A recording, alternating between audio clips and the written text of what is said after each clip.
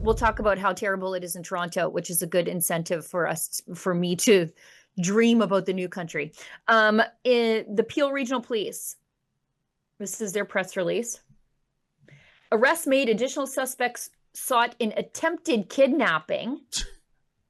I guess, when you open it up, it says on June 24th, 2025, this is 2 months later, 2 young women were walking near Britannia Road West and Queen Street South when 3 masked suspects approached and tried to lure them in a light-colored Audi SUV. Well, that's someone will identify you pretty quick there. The suspects chased and attempted to grab the victims, with reports that one may have had a gun and another a knife.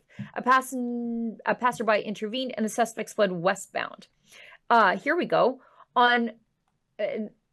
You know what? I'm actually surprised they released pictures of these people, because usually they don't. On October 18th, following a thorough investigation, 26-year-old Waleed Khan of Etobicoke was arrested and charged with 33 offenses, 33, related to kidnapping, firearms, auto theft, and more. A search of his residence also led to the seizure of 2 loaded prohibited firearms, an AR-style rifle. I always wonder what they mean by AR-style. Cool looking. Rifle capable of it's an automatic weapon. So completely beyond this guy obviously not being licensed to have it. It's automatic, which has been outlawed in Canada for decades and decades. A pistol, both equipped with prohibited high-capacity magazines, along with 110 rounds of ammunition. Remember, duck hunters are the problem. He was already on probation for prior violent offenses, prohibited from possessing firearms, has since been released. Oh, come on. With an ankle monitor. Can you believe that? And look at all of his dirtbag friends there, the other suspects. And Sheila, I've spoken to probation officers. You can remove those devices. Happens frequently. Never gets reported. This is Toronto for you. And then it keeps going.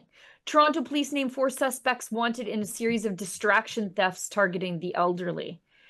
Between October 9th, 2024 and February 28th, 2025, throughout the Toronto area, Sylvia Piperia, 46, Sylviu Florian, 37, Clementa Paraschev, 33, and Konstantin Paraschev, 35, are all wanted on various theft-related charges, including use of credit card obtained by offense and conspiracy to commit an indictable offense, among others.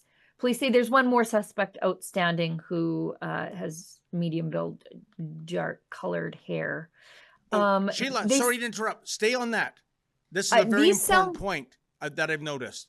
Yeah. Police say one more suspect is outstanding. They describe as 35 to 50, between 5 feet 8 inches and 5 feet 10 inches, with a medium build, dark-colored hair, and a beard. What relevant detail is missing from that? Race.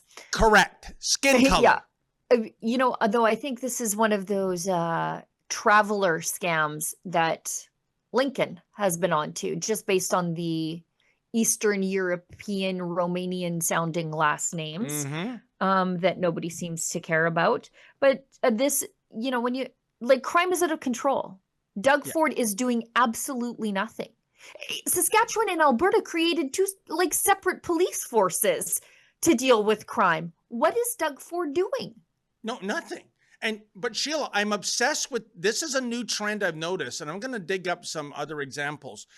How can you say a suspect description, that description they gave, maybe there's 1 million people in Ontario that fit into that description, but you know what? You give the skin color, it reduces the number by maybe 90%.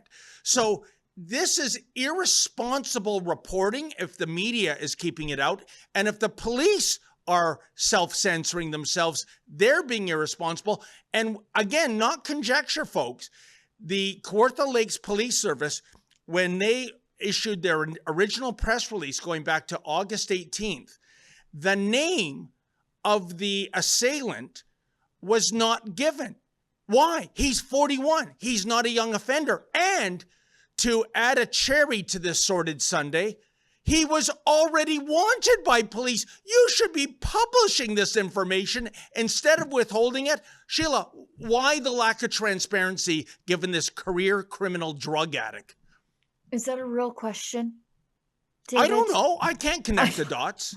They do it all the time. We're just supposed to guess, and I guess when they don't tell us, then we just fill in the blanks.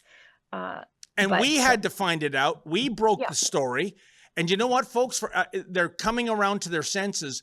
But for several days, the mainstream media kept reporting the intruder with a weapon, not saying that the intruder was Mike Breen, not saying the weapon was a crossbow.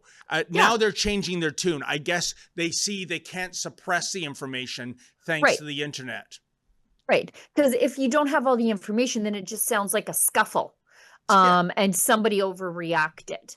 And that's not at all what happened, because this is a country that doesn't believe that Canadians have a right to defend their own lives in their own homes. That's what the law says.